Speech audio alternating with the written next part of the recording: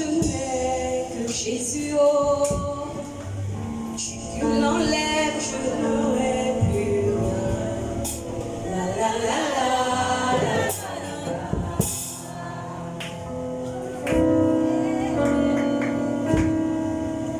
Moi je n'ai que Jésus, oh. Si tu m'enlèves, je n'aurai plus rien. La la la la la. Bien-aimé, dis à Jésus que tu n'as que Jésus.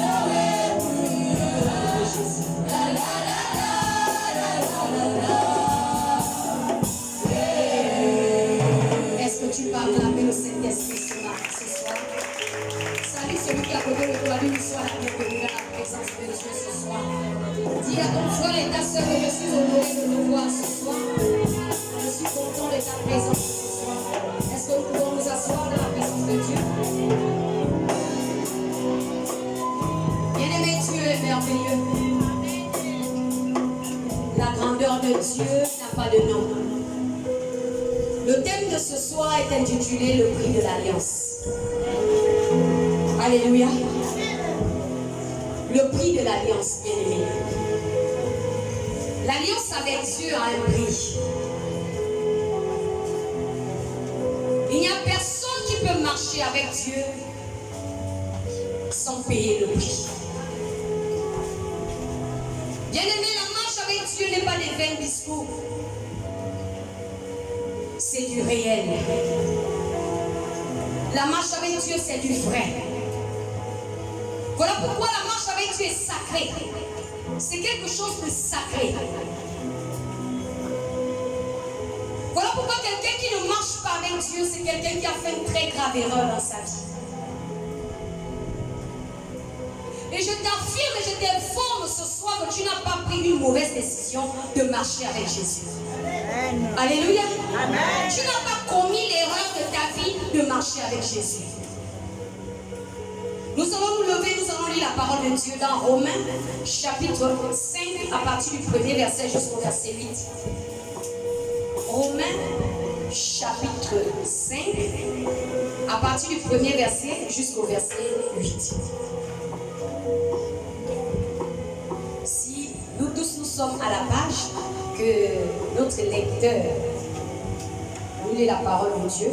Lisons la parole de Dieu dans Romains 5, à partir du verset 1 à 8, il est écrit.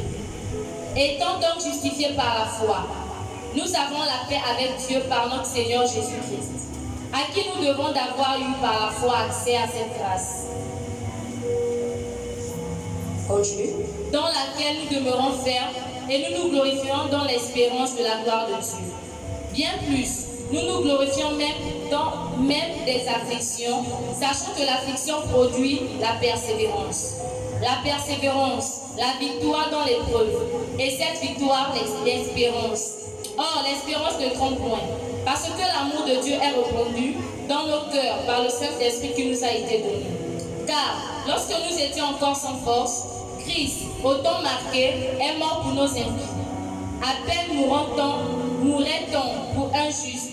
Quelqu'un peut-être mourrait-il pour un homme de bien. Mais Dieu prouve son amour envers nous, en ce que, lorsque nous étions encore des pécheurs, Christ est mort pour nous. Amen. Asseyons-nous dans la présence de Dieu. Nous avons dit, le thème de ce soir est intitulé « Le prix de l'alliance ». Et je pouvais dire au début que la marche avec Dieu, c'est quelque chose de très sacré. Bien-aimés, par la grâce de Dieu, la Bible dit que nous avons la paix par Jésus. Nous avons la paix par Jésus. Pourquoi la paix? Parce qu'un prix a été payé à la croix. Et c'est ce prix qui nous donne cette fondation de foi que nous avons.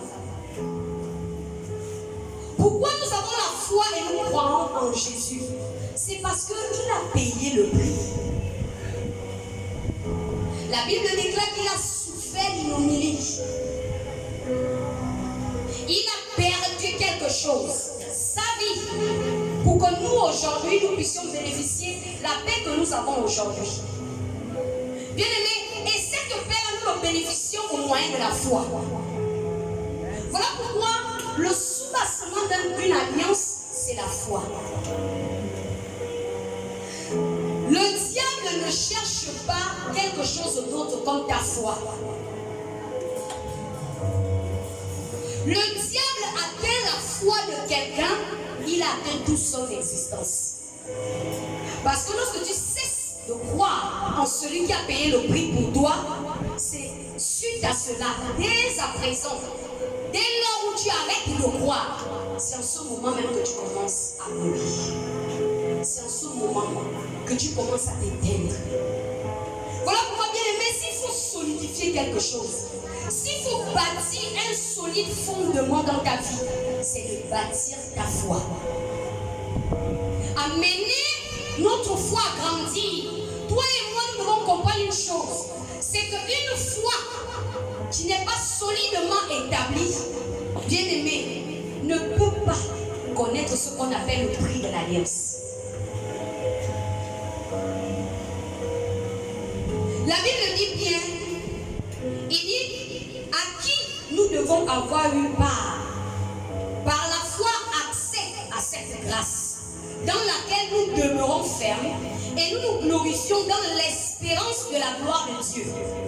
La foi à laquelle nous demeurons fermes, c'est la foi là qui nous conduit dans l'espérance de la gloire de Dieu. Lorsqu'on parle de Dieu, on parle de la gloire. Dieu est une gloire. Voilà pourquoi la Bible dit, lorsque Moïse est descendu de la montagne de Sinaï, bien aimé, on n'avait pas fixé Moïse du regard, parce que la gloire de Dieu était sur lui. Bien aimé, personne n'a franchi la gloire de Dieu sans payer le prix. Et nous ne pouvons pas arriver au niveau de payer le prix si nous ne bâtissons pas une foi solide. Lorsque nous avons une foi qui vacille, nous ne pouvons pas comprendre les réalités du prix de l'alliance. C'est la foi qui nous conduit dans cette réalité. Rappelle-toi tes débuts avec Dieu. Peut-être même le début de cette année. Tu as donné vraiment beaucoup des options à Dieu d'avancer avec toi. Il y a une détermination pour toi. Bien-aimé, nous avons commencé. Mais dans quelques temps, ta foi a connu certaines épreuves.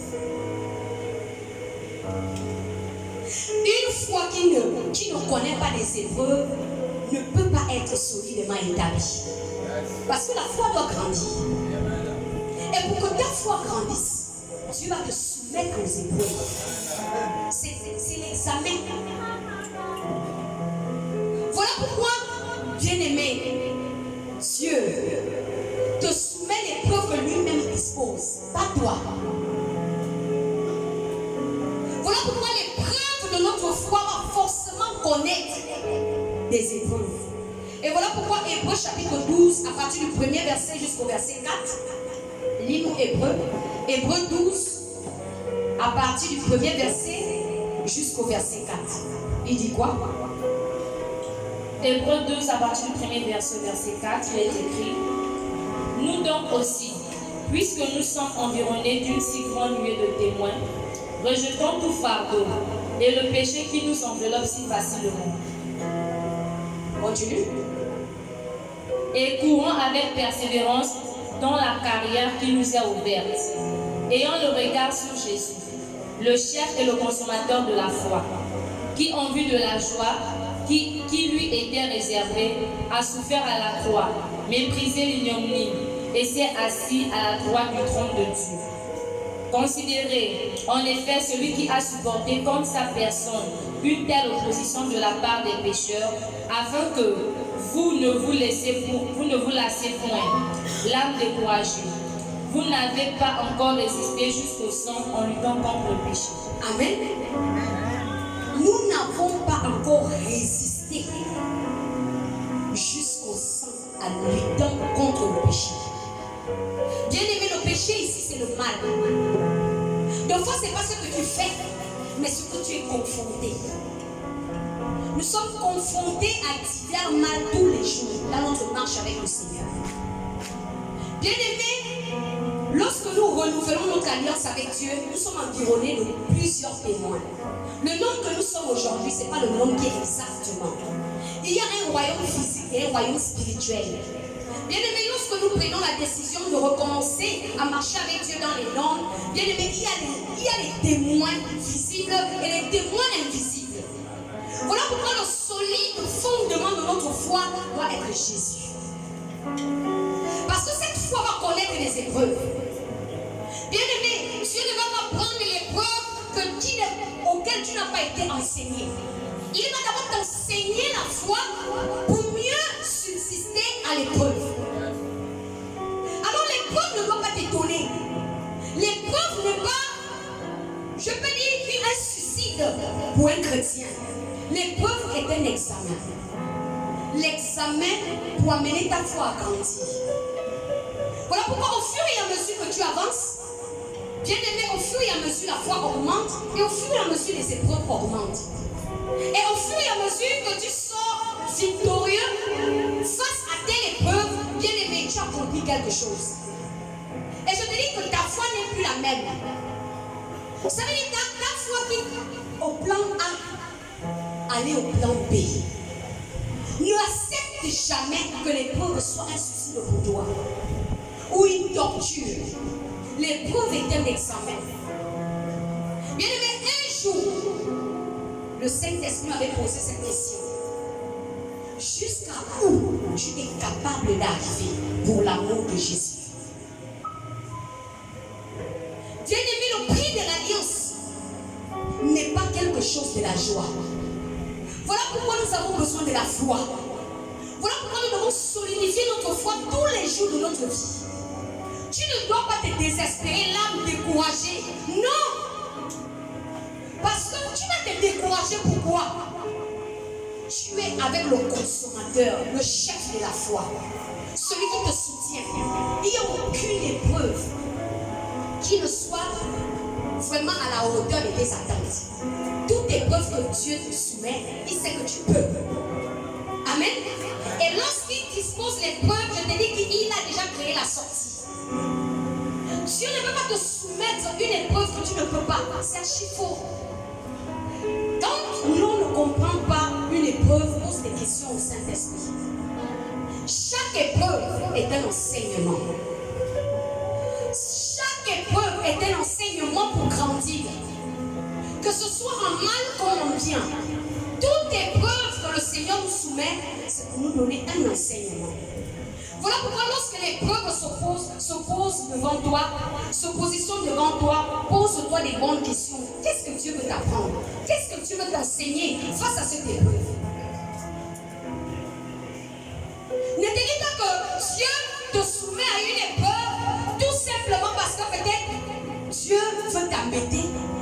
Ou bien Dieu ne t'aime pas, comme beaucoup peut se le dire, au travers diverses épreuves, ils se disent que peut-être Dieu ne m'aime pas, ou il a cessé de m'aimer. Bien aimé, Dieu ne t'aime pas par rapport à tes œuvres ou par rapport à ce que tu fais. Il y a même des choses que tu vas faire que Dieu connaît, que tu ne connais pas.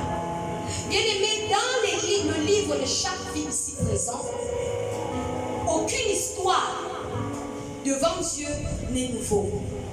Dieu regarde ce qu'on appelle la réduction de ta vie. Dieu connaît ta vie depuis le commencement jusqu'à la fin. Rien n'est nouveau devant Dieu. Ce que Dieu est en train de faire, c'est ce qu'on appelle la rediffusion. La rediffusion de ce qu'il a déjà connu bien avance. Il nous a connus avant que nous ne puissions être humains sur la terre. Il nous a prédestinés afin d'être ses enfants d'adoption. Donc, bien aimé, en toi, il n'y a rien d'étrange devant Dieu. Alors ne te dis pas que ce que tu peux vivre aujourd'hui ou ce que tu as traversé, c'était nouveau pour Dieu. Non, Dieu le savait. Dieu connaît ce que tu vas vivre en 2025. Dieu connaît. Mais ce que tu dois comprendre, c'est que Dieu est avec toi. Et lorsque Dieu est avec toi, bien aimé, commence à croire qu'il est avec toi. Parce que le fait même que tu ne crois pas, ça ne peut même pas être réel. Amen. Amen. Quelqu'un qui ne croit pas ne peut s'attendre à rien venant de Dieu. Il faut que tu apprennes à croire. Même lorsque tu es au fond du trou, laisse-moi te dire que Dieu, au plus profond du trou, Dieu te voit. Dieu te connaît. Voilà pourquoi Jacques chapitre 1, à partir du premier verset, bien aimé jusqu'au verset 4, la Bible dit que Dieu nous soumet une preuve de notre foi. Afin que lorsque nous manifestons les preuves de notre foi, ça puisse manifester aussi la patience. La patience pourquoi? La patience dans diverses épreuves que Dieu nous soumet. Comment on peut avoir un solide fondement de la foi, bien aimé, si au préalable nous ne nous rendons pas compte que Dieu est avec nous? Alors que Dieu est avec nous, on peut te dire que Dieu est avec toi, mais tu ne peux pas croire. Tout simplement parce que tu ne crois pas en toi. Tu ne crois pas que tu peux. Tu ne crois pas que tu peux oser. Tu ne crois pas que tu peux aller au-delà de ce que tu vois avec tes yeux physiques. Malgré que Dieu peut croire en toi, mais si toi tu ne crois pas en toi, voilà où se trouve le problème d'abord. Maintenant, lorsque Dieu va t'amener au niveau bien aimé du prix, tu vas te dire que Dieu ne t'aime pas. Alors que beaucoup de nos patriarches sont passés par là. Beaucoup de serviteurs de Dieu sont passés par là. Voilà pourquoi la première chose que nous devons comprendre, c'est bâtir un solide fondement de la foi. Amener notre foi à grandir. Si nous ne laissons pas notre foi grandir, c'est une très grave erreur. Parce que Dieu, c'est la foi.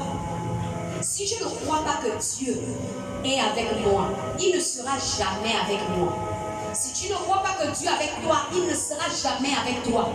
La Bible dit que tout ce qui s'approche de Dieu croit que Dieu existe. Je ne peux pas m'approcher de quelqu'un qui n'existe pas dans ma connaissance. Bien aimé, ce n'est pas ce qu'on t'informe qui est vrai, mais c'est ce que tu dis en toi qui est vrai. On peut te communiquer la vérité. On peut te montrer la vérité par information. Mais bien aimé, si toi-même tu ne vas pas à la rencontre de la vérité, tu ne peux jamais découvrir la vérité. La vérité premièrement au sujet de ta vie, la vérité au sujet de Dieu et la vérité au sujet de ton alliance avec Dieu. Bien aimé, l'alliance avec Dieu n'est pas une erreur. Parce que l'alliance avec Dieu, c'est une alliance éternelle. Ce n'est pas une alliance partielle. C'est éternel. Lorsque Jésus est venu à Cararon, il n'est pas venu pour venir blaguer. Il est venu avec du sérieux. Mais tout va devenir sérieux lorsque toi-même tu vas croire que Dieu est avec toi.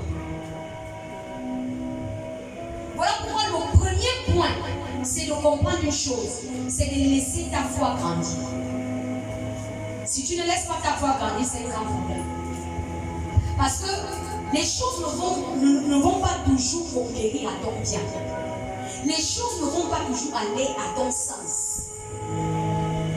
Tu peux servir Dieu dans tel et tel département. Les choses ne vont pas fonctionner de la manière dont tu voudras. Les choses vont fonctionner de la manière dont Dieu voudrait que ça fonctionne. Bien-aimé, tu peux faire face à beaucoup de choses, même dans ta vie quotidienne. Les choses ne vont pas toujours aller comme toi tu veux. Parce que tu ne t'appartiens plus. Parce que tu marches avec quelqu'un. Et c'est cette personne-là qui dicte. C'est cette personne-là qui a la torche pour te guider. C'est comme un enfant qui est avec son papa. Le papa l'attrape la main. Le papa lui dit, n'aie pas peur. Il ne faut pas avoir peur. Mais lorsque l'enfant voit des grands trous devant lui.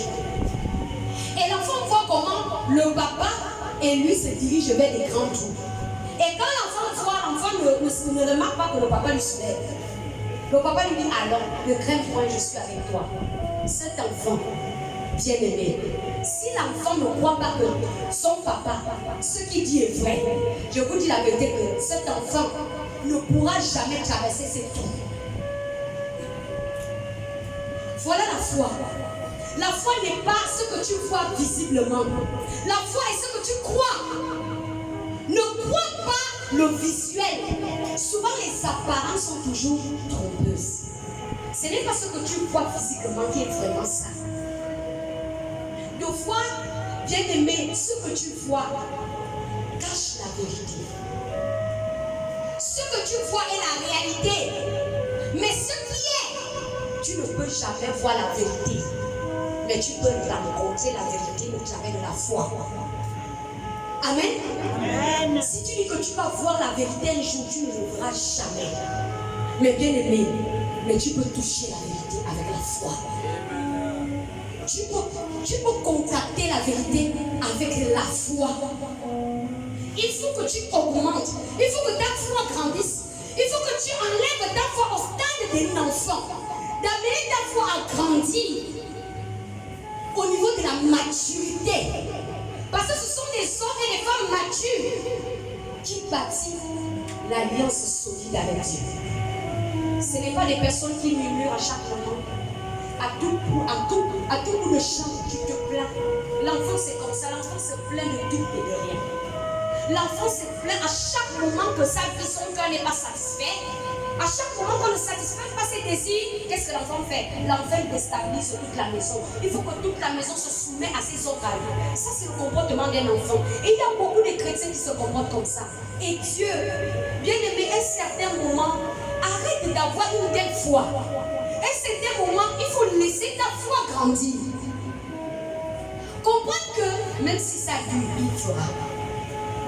Dieu ne ressemble pas à ton père. S'il y a eu un jour ton papa t'a menti, ton papa il est physique, il a la chair, mais Dieu est esprit et vie. Le oui de Dieu est oui, le non de Dieu est non. Il n'est pas un homme pour mentir. Lorsque Dieu dit quelque chose, il le fait, mais il le fait quand lui il veut et non quand nous voulons. Voilà la différence. Voilà pourquoi ta foi doit grandir. Ne crois pas que le fait que Dieu te dit quelque chose et il va le faire aussi aussitôt. Il peut le faire aussitôt comme il peut le faire plus tard. C'est à toi d'attendre. Et le simple fait que tu en attentes, ça ne va pas t'amener à te décourager. La longue attente ne va pas t'amener à te décourager. Et tous les événements de la vie et les secousses, les défis, les challenges ne doivent pas t'amener à te décourager. Parce que ne mesure pas Dieu au prix de ton père physique ou de ta mère physique. Dieu est au-delà de ta compréhension.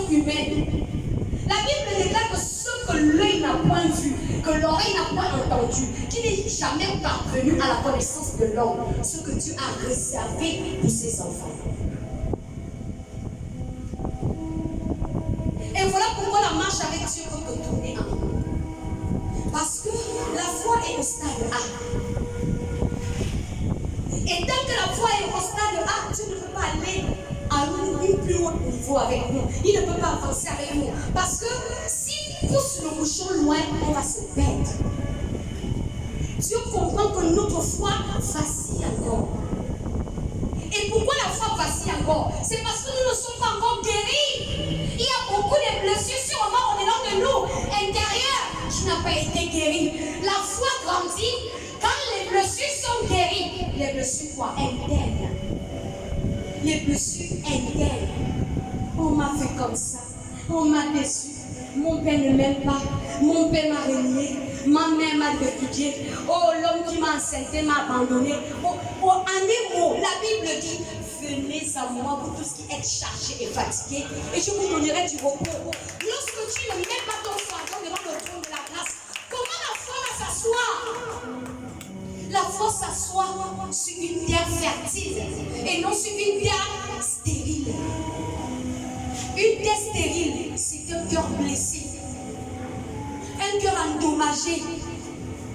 Ce genre de cœur, même si tu lui dis que Dieu t'aime, il va dire Dieu ne m'aime pas. Parce que si Dieu m'aimait, Dieu devait résoudre tout ça.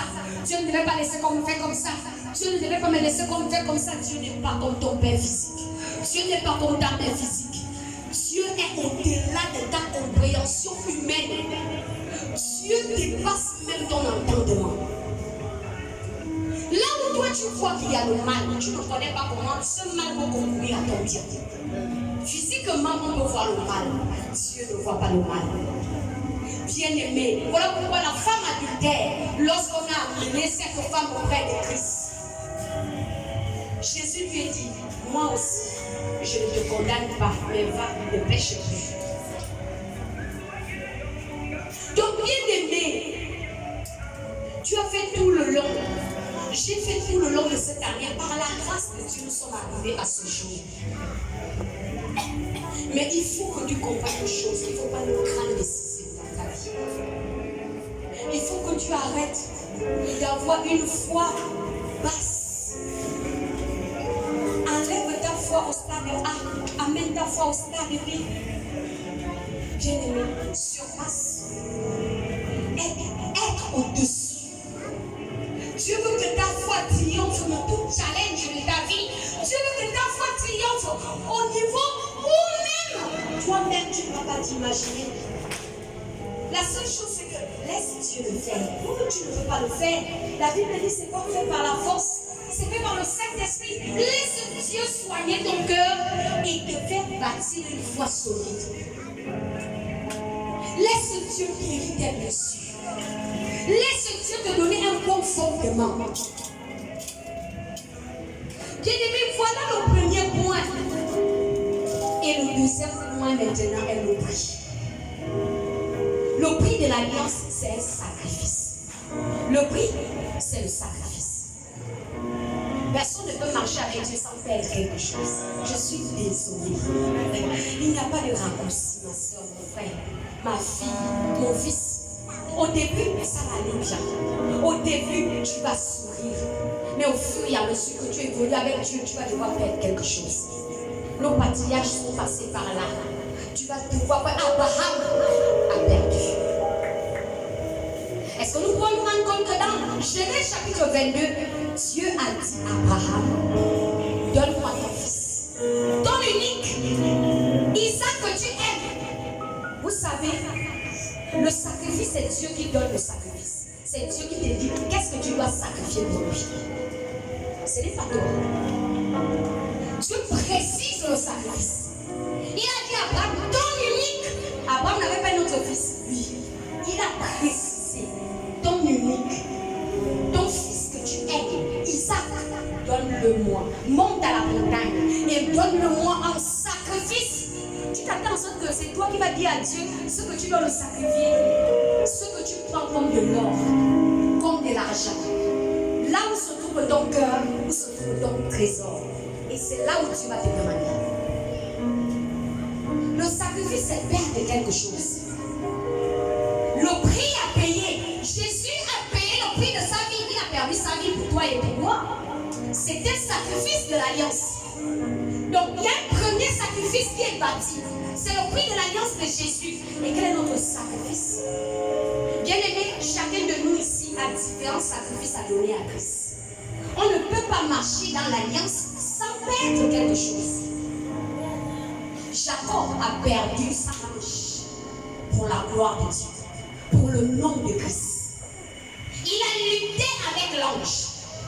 Au point où l'ange lui est déboîté, il a perdu sa hanche. Joseph a perdu sa liberté. On lui est jeté dans le trou. Il a fait combien d'années en prison? Il a perdu quelque chose. Personne ne peut confronter Christ sans perdre.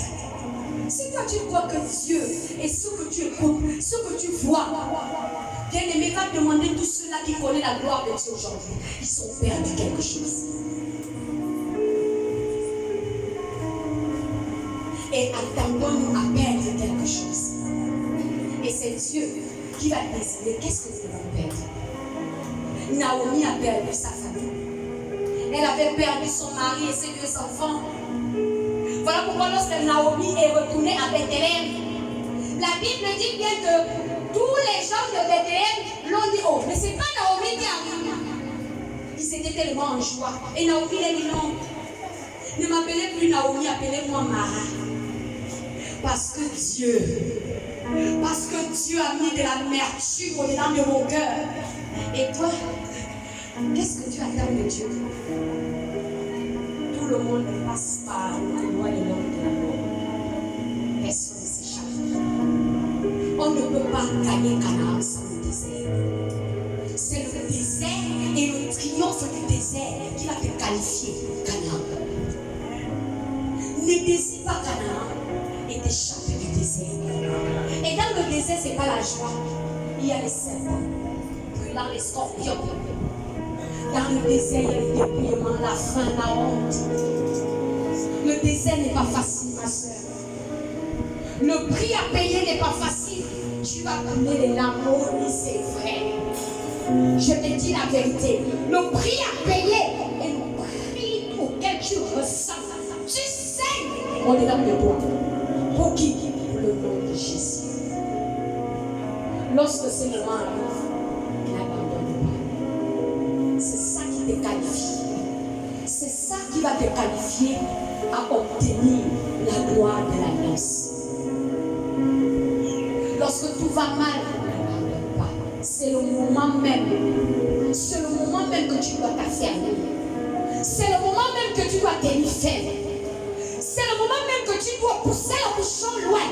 C'est le moment où tu dois démontrer ta foi. C'est le moment où tu dois crier plus fort que je n'abandonnerai pas. Bien-aimé, même s'il faut que tu pleures, pleure, mais lève-toi pas. Amen. Ne crois pas que tu vas marcher avec Jésus et tu vas sauver ta vie. Jésus a sauvé sa vie. Jésus n'a pas sauvé sa vie. Jésus devait payer le prix de l'humanité. Toi et moi, nous sommes aujourd'hui, grâce à ce prix qu'il a payé. Comment toi et moi, nous n'avons pas payé le prix pour ceux qui viennent derrière nous? Rappelle-toi que nous avons une famille. Toi et moi, on a une famille. Et regarde-les. Assieds-toi un peu et regarde-les. Tu vas les enlever des ténèbres. C'est le prix de ton alliance. C'est le prix de ton alliance qui va crier plus fort. Alors tu n'as pas intérêt à abandonner. Si tu abandonnes, tu es en train de tuer la multitude. Tu es en train de tuer ta propre famille. Si tu abandonnes. Et c'est l'erreur que Esther a voulu commettre. Nous allons lire Esther. Lis-nous Esther.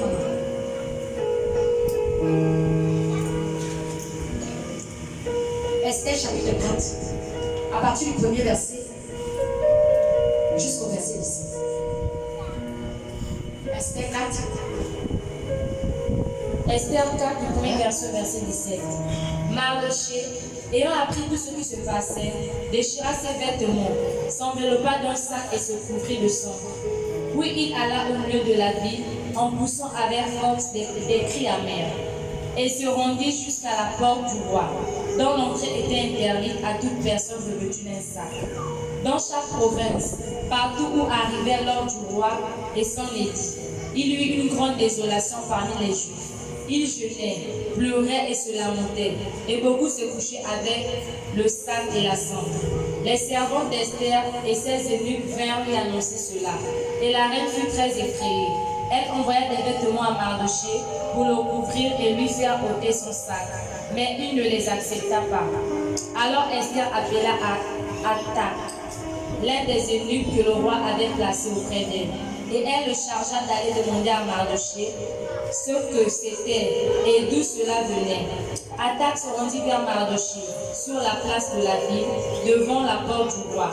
Et Mardochée lui raconta tout ce qui était arrivé et lui indiqua la somme d'argent qu'Aman avait promis de livrer au trésor du roi en retour du massacre des Juifs. Il lui donna aussi une copie de l'édit publié dans Suse en vue de leur destruction, afin qu'il le montrât à Esther et lui fit tout connaître. Il ordonna qu'Esther se rendît chez le roi pour lui demander grâce et implorer en faveur de son feu. Hathach fait rapporter à Esther les paroles de Mardochée.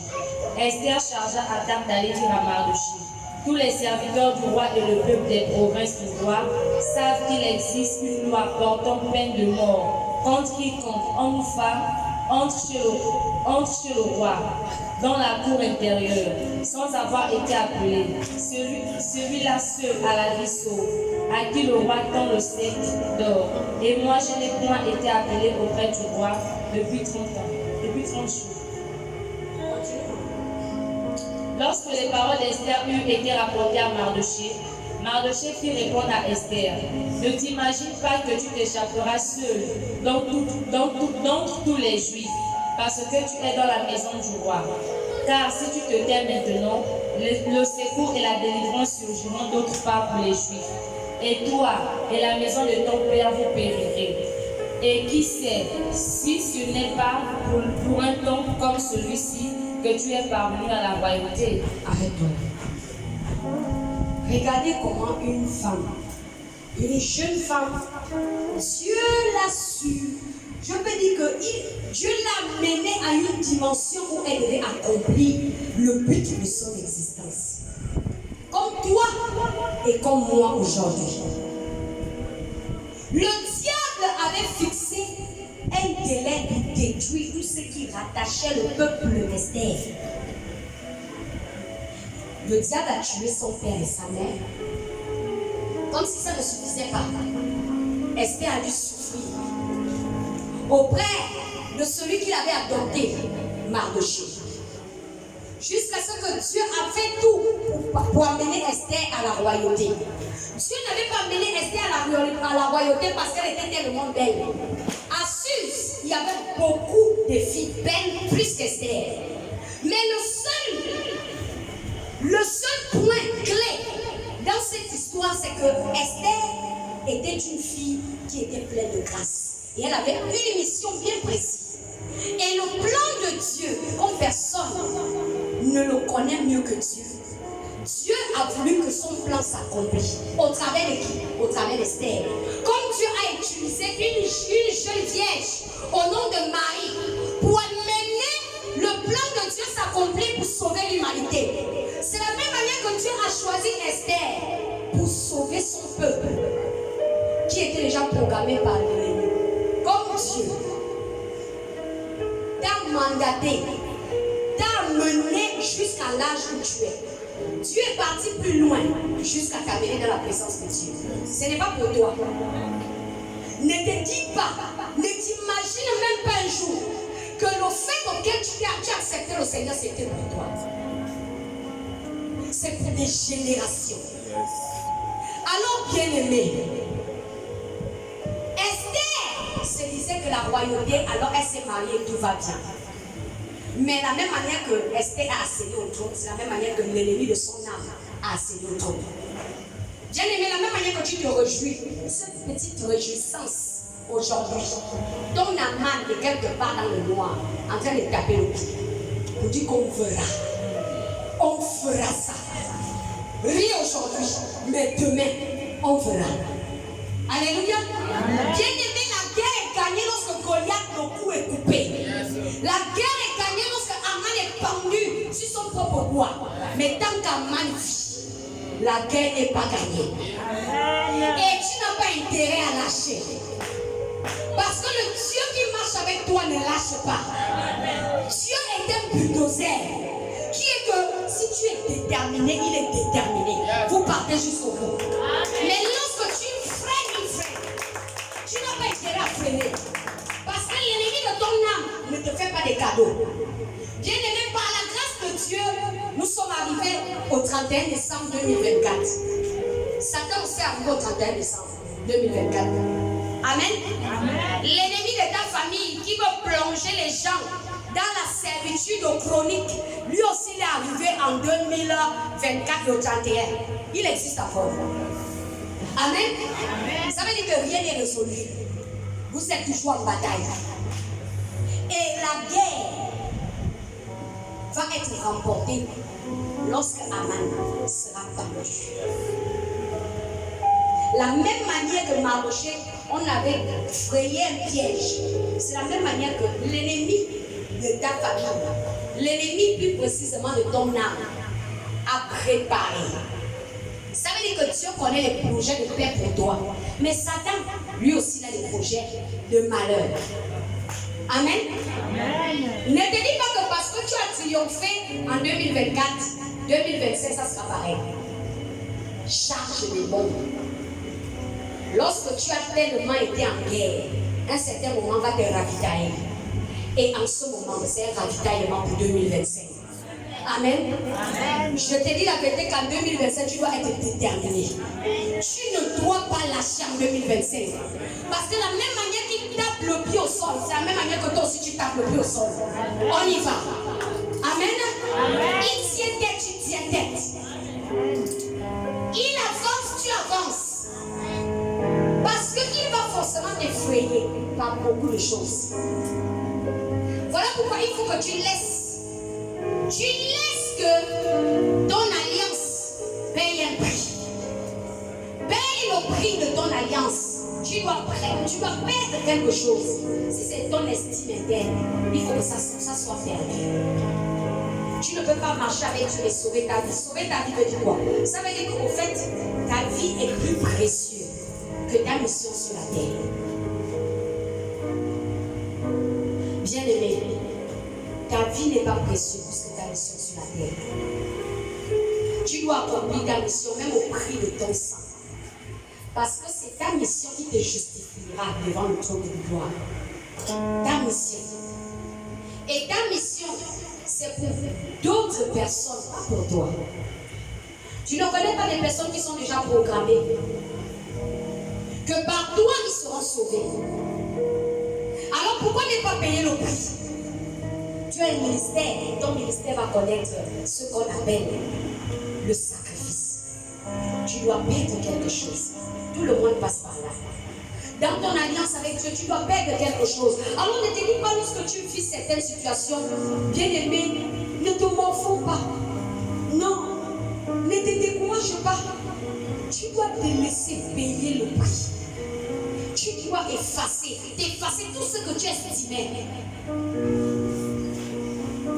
Bien-aimé, l'évangéliste là pouvait le dire à Stan lorsqu'il était ici à Libreville. Au fait, il avait fait les études, il devenait un docteur. Au fait, c'était ça son appui. Docteur. Mais Dieu, ce n'était pas docteur. Dieu, c'était docteur des âmes. Amen. Selon l'évangéliste d'âme, ça survenait à ses besoins. Être docteur, il gagnait de l'argent, des centaines. Bien aimé, mais ce n'était pas ça sa mission. Amen. Et docteur là, c'était ça son estime interne. Et il fallait que ça s'efface. C'était ça le prix de son alliance.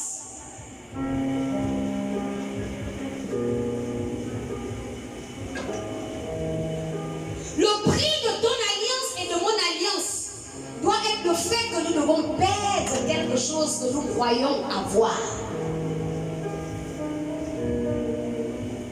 Vaut mieux que ta vie soit perdue pour Jésus que tu sauves ta vie parce que tu crains le feu qui se présente devant toi dans ta marche avec Dieu. Tu vas passer par le feu. Tu ne peux pas être un instrument pour les âmes sans passer par le feu. Tu ne peux pas être un instrument pour Dieu sans passer par le feu, bien-aimé. Et le feu brûle. Ouais. Le feu brûle. Le feu, ça chauffe, ça bouillonne. Tu dois passer par l'humiliation. Et c'est ce que Luc dit. Esther était une petite fille qui craignait le Seigneur. Elle marchait avec Dieu. Bien aimée, elle ne connaissait pas que l'ennemi était déjà en œuvre. Lorsqu'on a élu Aman au trône, bien aimé, Satan a choisi son instrument pour exterminer tout ce qui concernait Esther. Voilà pourquoi Esther a fait ce qu'on appelle 30 jours, on ne l'a pas appelé. C'était l'œuvre de l'ennemi. Voilà pourquoi Mardochée lui a rappelé ce pourquoi elle était au trône. Dans notre marche avec Dieu, nous devons toujours avoir des Mardochées qui nous rappellent pourquoi nous sommes là. Et à un moment, nous avons tendance à oublier pourquoi nous sommes dans la présence de Dieu. Ne te concentre pas sur tous les petits bénéfices que Dieu te donne et sur les petites opportunités que tu bénéficies. Mais tu es là pourquoi? Il faut que tu te rappelles de ça. Il faut que je me rappelle de ça. Alléluia. Amen. Amen. Voilà pourquoi, bien aimé, il faut que nous acceptons de perdre le bouche. Perdons, effaçons-nous. Laissons Dieu nous effacer. Laissons Dieu enlever. Si c'est l'apparence qui amène Dieu à ne pas réellement manifester son alliance dans nos vies, il faut que ça quitte. Si c'est la colère, il faut que ça quitte. Si c'est la beauté, il faut que ça quitte. Si c'est l'argent, il faut que ça quitte. Bien-aimé, tout ce de quoi tu comptes, ça doit quitter. Tout ce qui prend la place de Dieu dans ta vie finira par quitter. Sauf si on ne marche pas avec Dieu. Mais si on marche avec Dieu, on va devoir payer le prix.